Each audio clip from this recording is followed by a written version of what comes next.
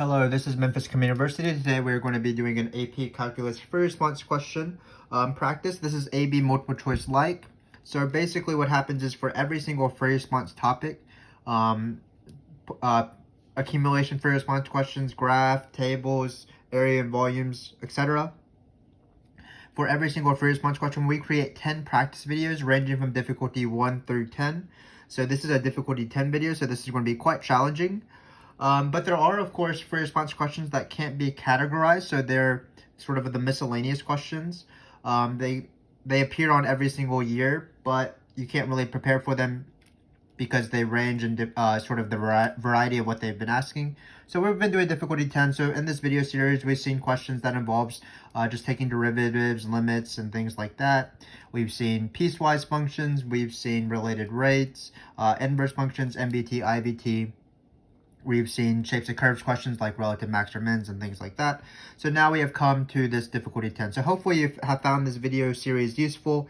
Basically, it's not only a good preparation for those miscellaneous free response questions that can appear on the non-calculator portion of the AP exam, but also it will help you with the multiple choice questions. So in this case, it is very miscellaneous. We are going to be just doing 4 random questions that have nothing to do with each other, but they're quite challenging. So let's get on to it. So this first question is doing this limit sum. So first off, if you don't know, limit sums are actually integrals. So first of all, what we need to do is we need to change this limit sum into an integral. And then once we do that, we should be able to take the integral pretty nicely. So the first thing to do is you need to write this as an integral. So what you're trying to do is you're trying to find delta x and you're trying to find a, because you want to set this integral up where a will be the bottom limit, b will be the top limit, and then this will be some sort of function. Again, this integral becomes this limit sum. That's what an integral is. So what happens is this is going to be the base of your rectangle. Remember that you're doing Riemann sum, so this is the base of your rectangle. Basically, you have something of length 2. You separate it into n rectangles, and then this will be the function. So what I like to do is I first like to identify the base of the rectangle. That's going to be 2 over n. It's usually sitting on the right side right here. So that's going to be delta x. Then we need to find a. Well, to find a, what you want to do is you want to find the thing getting added to delta x times j or I or k, whatever your variable is. So a is going to be this guy right here, -1. Basically what a is it's the interval, the left point of the interval. And when you add these are the left endpoints or the right endpoints of your subsequent rectangles as you do your Riemann sums, and then you're going to plug it into this function right here. So this is, how do you find a? You find it by finding the thing that's getting added to your delta x times your counter variable, either I, j, or k. Then to find the b, it's pretty easy. Remember that 2 is the length of the entire interval. So if the left endpoint is a, you're just going to add 2. So in this case, the right endpoint is just going to be 1 here. So now we are ready to set up the integral. Looks like it's going to go from -1 to 1. Great. And now we are going to write this function out. So this function is going to be square root of 5 plus 4x.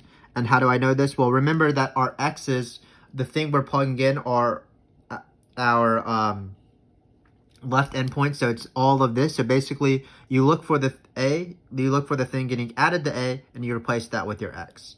So this has been quite confusing. This is how you go from a limit sum to an integral. Let me just repeat myself. Take this guy right here. That's going to be your delta x. That's the difference between the upper limit and the lower limit.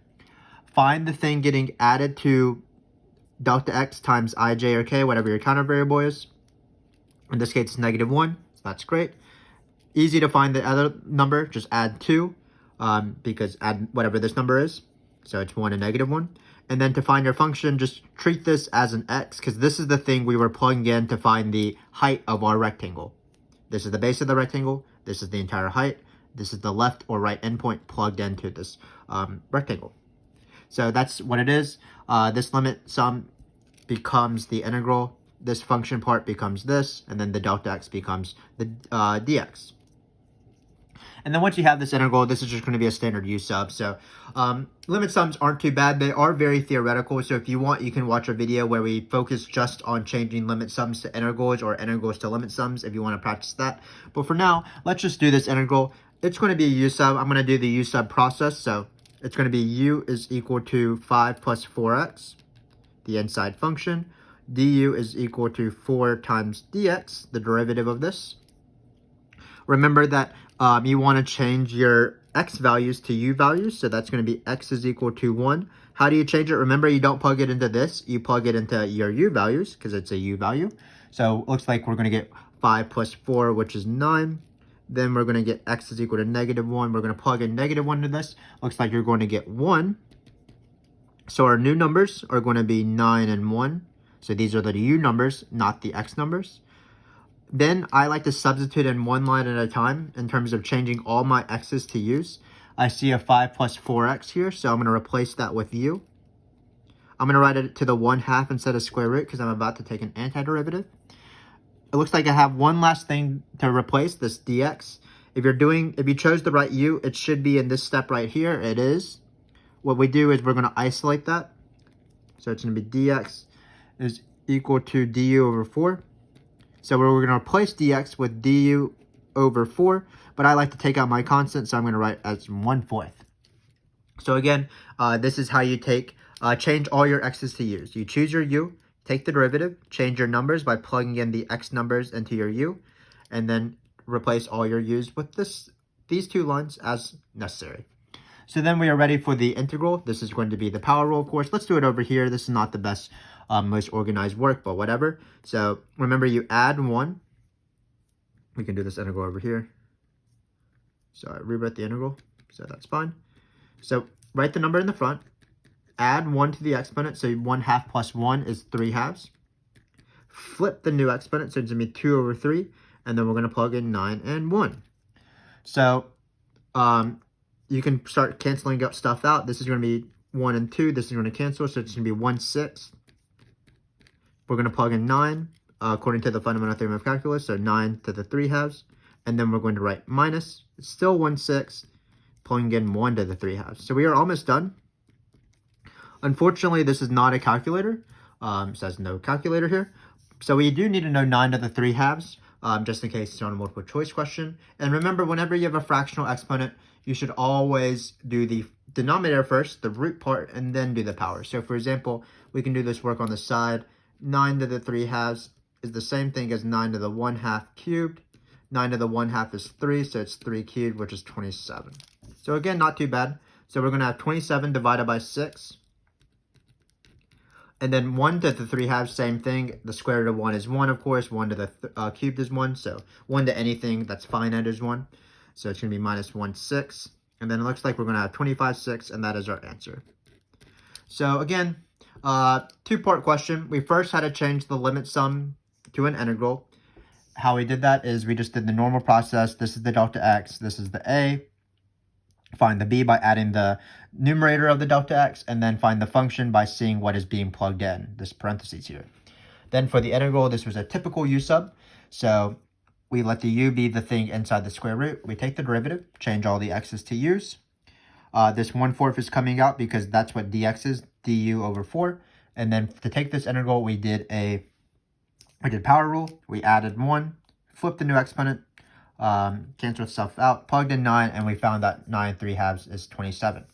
So that's how you do this integral. So again, not too bad of a question. Limit sums have appeared every once in a while. Usually they're on the back half of the multiple choice or just randomly in the free response questions. But they are there. They're only going to be asked once, and probably the chances of it being asked is probably 50% on the entire AP exam.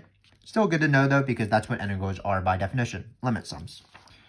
Now we are going to do this question right here, which looks very easy actually. It's equation of the tangent line, but be careful. This is the equation of the tangent line that are off the curve questions. So it's not as easy as just, here's a point, take the derivative of this function because that'll be the slope, and then plug in 1. Why isn't it this easy? Well, this point is not on this function. That's the hard part. So if you plug in 1 here, notice you'll get 9 minus 1. 9 minus 1 is 8. That is definitely not 12.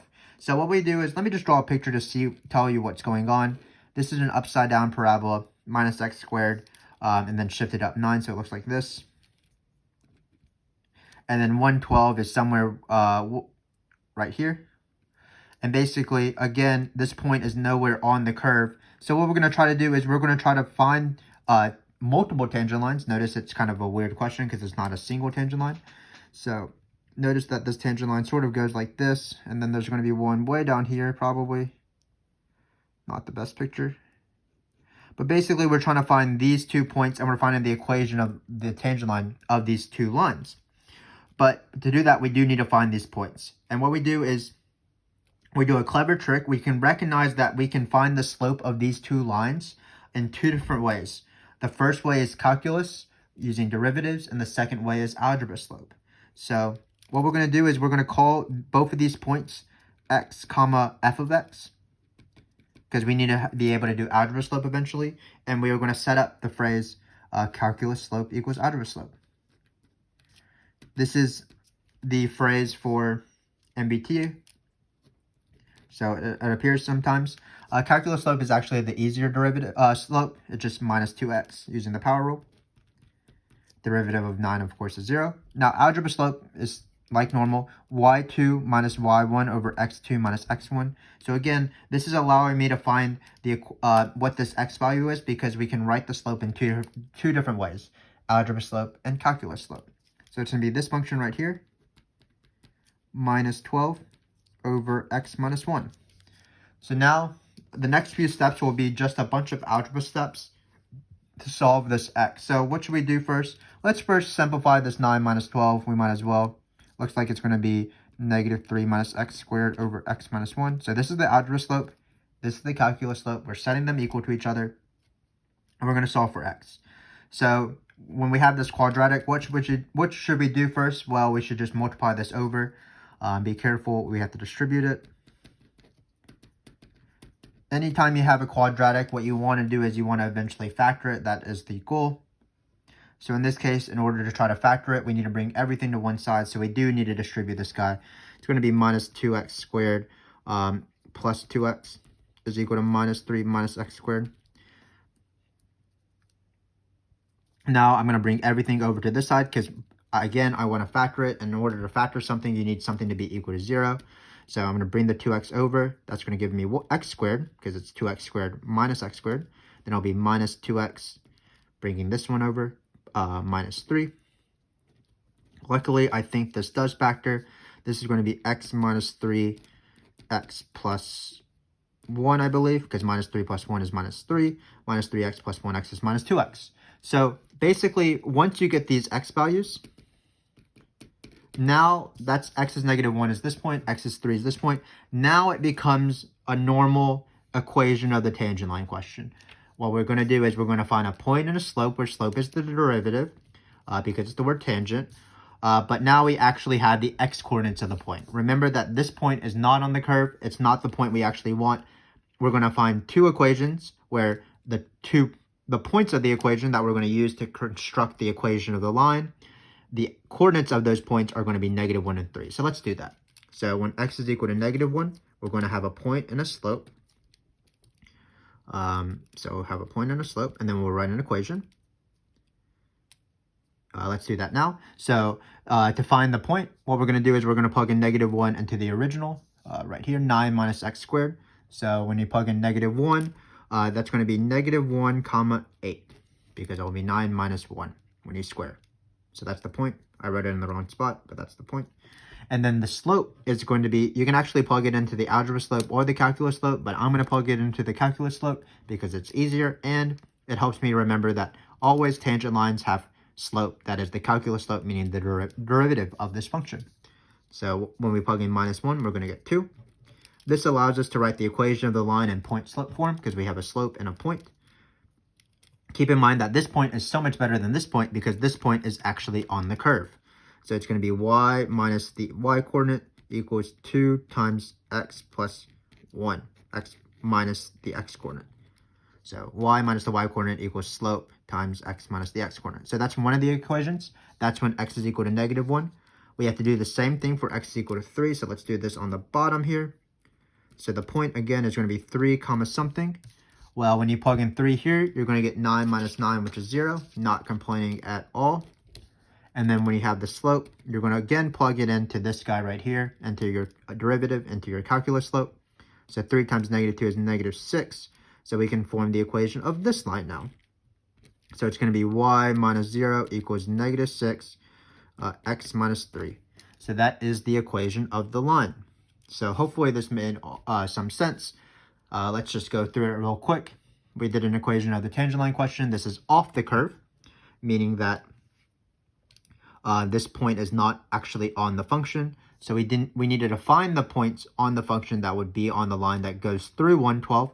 How we did that is we cleverly set up an equation where we wrote slope in 2 different ways.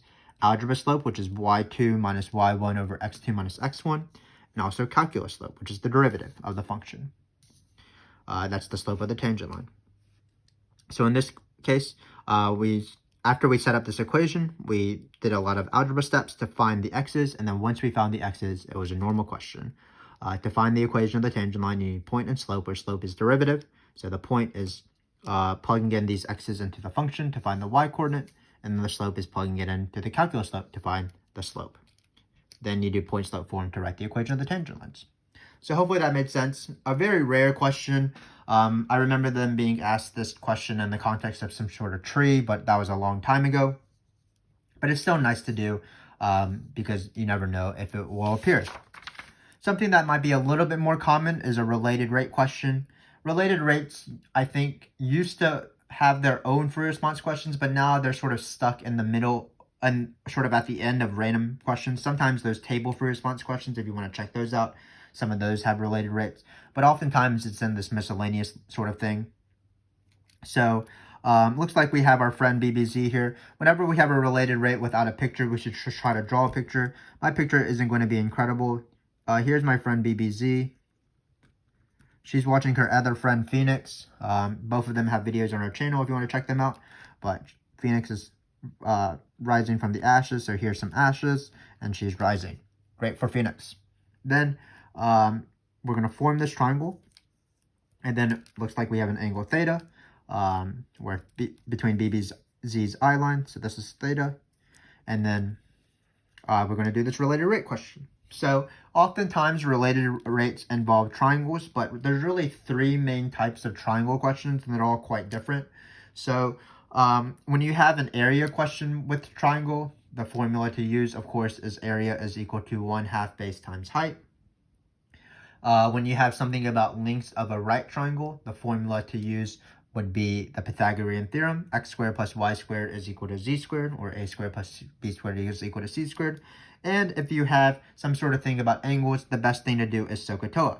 So it looks like in this question, BBZ is 20 miles away, so there's this 20. And then we want to find this rate right here. So let's call this y because it's a vertical distance. So in any related rate question, the first thing you need to do is you need to set up the formula if the formula is not given. Sometimes the formula is given if it's a hard shape, like a sphere's volume or a cylinder's volume or something like that. But in this case, we do have to come up with a formula. It is SOHCAHTOA. Which of SOHCAHTOA should we use? Well, because it's tangent, we're going to use tangent, sorry, I ruined the surprise, because we are doing opposite over adjacent, so we're going to do tangent. So it's tan of theta is equal to y over 20. I'm going to write this as 1/20th y because it'll be easier to take the derivative. I don't want to be tempted of doing quotient rule because it's just a constant times a variable. So once you have identified your function, what you want to do is you want to take the derivative, but be careful. Remember that x is not the independent variable in these questions. It's actually time. So every single variable requires implicit differentiation, which means that for every single derivative, we're going to be multiplying by the derivative of the inside function. So for example, let's just do it. So the derivative of tan t is, for example, secant squared of theta. But again, we need to multiply by the derivative of the inside function theta. That's going to be d theta dt. Same thing for this. The derivative isn't just 1 over 20. It's so easy to write 1 over 20, but unfortunately that is not correct. It's going to be 1 over 20 times dy dt. And dy dt is great in this question because that's actually what we're trying to solve. Phoenix's velocity as she rises vertically from the ashes. So this is our question here. So now what you do is you want to identify which one you want to find. In this case, it is dy dt. So then you just start plugging in things until you find the rest of it. Theoretically, when we plugged in, we might not have one variable that we still need to plug in and we don't have a given for that, but you always use the original. But in this case, I don't think that will happen. So what's d theta dt? That's going to be 0.2. I don't really like to work with decimals. I'd rather work with fractions. 0.2 is the same thing as 1/5 or 2/10. So the hard part, of course, is trigonometry, unfortunately. We are going to plug in pi over 4, so we need to know what secant squared of pi over 4 is. I'm going to do that work on the side because, again, I don't have a calculator. Remember, if something is written like this, secant squared, that's the same thing as secant of pi over 4 squared. If you don't know secant of pi over 4 off the top of your head, you can think about cosine instead. So it's 1 over cosine of pi over 4. All of that squared. And cosine of pi over 4, well, pi over 4 is the same thing as 45 degrees. It's going to be root 2 over 2 because the x and the y on the unit circle is the same. So here, we'll run into the next question. It shouldn't be too bad. It's going to be 1 over root 2 over 2 squared. Whenever you're dividing by a fraction, you flip it. So it's 1 times the reciprocal of this, 2 over root 2. 2 divided by root 2 is going to be just root 2. And root 2 squared is 2. So if you want, you can just square everything. You will get 4 over 2, which is 2. So all of this work was just to get secant squared of pi over 4. Because again, after you take the derivative, you just start plugging in stuff. So in this case, we are going to replace this with 2. And then now it's going to be easy to solve. All we're going to do is bring over this 20, and we have isolated dy dt. So dy dt is equal to 20. When you bring this 20 over, it will be 20 over 5, which is 4. 4 times 2 is 8. So let me just review. The units of this, if you wanted, would be miles per minute. So she's going very, very fast, but that's Phoenix. Phoenix rises from the ashes very, very fast. So let me just review a little bit how to do related rates again.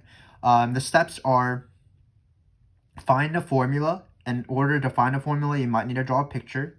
The second step is to take the derivative where everything needs primes as you take the derivative, even if you write it with x's, because t is the variable that you're taking the derivative with respect to.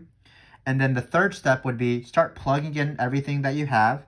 If you have one last thing to plug in, use the original, maybe the Pythagorean theorem, maybe an area formula or something like that. Keep in mind there's also some weird issues with negatives. So people have the most trouble with, if they remember to do implicit differentiation for the derivative, the step that people have the most trouble with is the plugging in step. So keep in mind that any rates go with derivatives. And also, if things are getting smaller, then that rate's going to be negative. So if you have a derivative and the quantity it represents is getting smaller or decreasing, for example, like an area of a circle decreasing or a car going towards an intersection, so its distance is getting smaller, that rate will be negative. If something is not changing, then that rate will be 0. For example, when you have the ladder question, it's sliding down, the ladder's length is not changing, so that rate will be 0. And then finally, if something is getting bigger, the rate will be normal and positive. So that's how you do related rates. 3 steps: identify a function, sometimes given, take the derivative with implicit differentiation, start plugging in stuff in the third step. So now we have sort of related rates sibling, optimization. Optimization, for some reason, is not a huge topic on the AP Calculus exam. It appears more often in college exams, but we can still do it. So how optimization works is you have 2 functions. So in this case, the first function is going to be volume, the thing we want to find the max of. And then the second thing we need to do is we need a constraint so that volume can be turned into one variable. So in this case, it looks like we're going to make a square box. So we have a square box here. And then we have a box with a square base, not a square box. So hopefully that makes sense. This x side, I'm going to label as this. This x side is actually this side right here. And then y is some height. It could be different. So notice the volume of this box is going to be x squared times y. because that's going to be base times height times, or length times width times height, where the length and the width are the same because it's a square base. Then we need to use this sentence right here. This is going to be my constraint. Basically, this is going to be the surface area of the box. So we have 48 feet of material, square feet of material equals, and then our box is going to be a square base with an open top. So when we fold up our sides of this 48 square feet, we're not going to have sort of a side for the top. So what's going to be the squared area? What's going to be the surface area? Well, it's going to be the base, and the area of the base is x squared. And also you're going to have the 4 sides. Each of the 4 sides have area xy because it's x times y, and then it's square base, so always it's going to be x times y. So in this case, how many sides do we have? We have 4, so we have 4xy. So now that we have this, we don't have to look at the picture anymore. Again, this is the area when you have an open top with 48 squared feet, and then we have this volume here. So why did we solve for this? Well, this allows us to change everything to be one variable. So let's see that. So in this case, I'm going to set everything to be equal to y. So I'm going to get y is equal to 48 minus x squared over 4x. So this is how optimization works. You have some function that has 2 variables, but we're doing single variable calculus. So they give you a constraint variable so that you can replace one of the variables in terms of the other one, so you only have one variable in the end. So in this case, what we're going to get is we're going to replace this y with this. It's going to be 48 minus x squared over 4x. This is not too bad because these x squared and this x will cancel. So it looks like we're going to be left with 48x minus x cubed. I'm distributing these x's over 4. If you want, you can simplify this. This is split this numerator. It's going to be 12x minus x cubed over 4. So this is going to be our volume question. Notice we've made quite a bit of progress because we started off with 2 variables. Now we're left with only 1 variable. How do you find the max or min of something? You take the derivative and you draw the sign chart of it, where you construct the table. So when we're going to do v prime, so this derivative shouldn't be too bad. We are definitely not going to be doing the quotient rule here. We're treating this as 1/4 x cubed, and we're doing the power rule. So the derivative of 12x is 12. And then when we write it as minus 1/4 x cubed, we drop the 3 down like it's hot, so it's going to be minus 3/4. And then we're going to subtract 1, which is going to be from the new exponent, so it's going to be x squared. So we do need to see where this is 0, and I do want to draw a sign chart of this because I like to draw sign charts. In order to draw sign charts, you need to factor everything as much as possible. That's a key for all those increasing, decreasing, concave over down questions that have appeared in this video series. So what I want to do is I want to use a common denominator first. So it's going to be 48 over 4 minus 3x squared, because 12 is 48 over 4. Then I'm going to try to factor this as much as possible. I'm going to first take out a negative because I always like the negative outside. I always like it as x plus or minus something, x plus or minus something. Looks like I can also factor out a 3.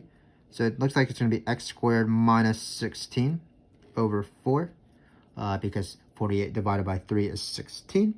Then I'm going to keep factoring because I have not factored as much as possible. It's going to be minus 3x plus 4 x minus 4 over 4.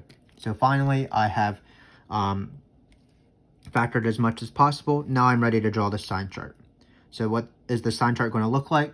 Well, if you do it the way we normally do it, I basically just graph this function. This function is going to go through the point negative 4, 4. Finally, if you factor it as much as possible, then it's easy to tell what the shape is. It has 2 zeros, 1, 2. It's negative, so it's negative parabola, so it looks like this. Keep in mind that in this question, we are only dealing with positive x's because it's a box. You can't have a negative length.